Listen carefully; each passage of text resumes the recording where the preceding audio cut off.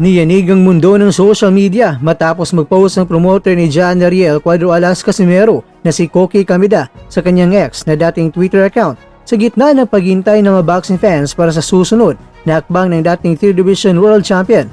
Direktang hiningi ni Kamida ang opinyon ng publiko.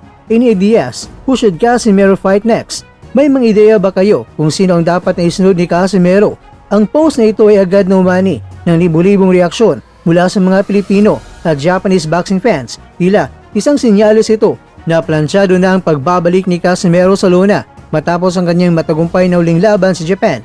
Hindi lamang si Kamida ang nagbigay ng pahiwatig, kinumpirma rin ni Ai Alesna, isang malagang miyembro ng Team Casimero, na gumalaw na ang kanilang kampo para sa susunod na malaking proyekto. Sa kanyang Facebook comment, sinabi ni Alesna na meeting na tayo next week, nangita na si Bossing. Ito ay malinaw na indikasyon na sa darating na linggo ay magkakaroon ng formal na pag-uusap ang management upang tukuyin na ang direksyon ng karera ni Cuadro Alas.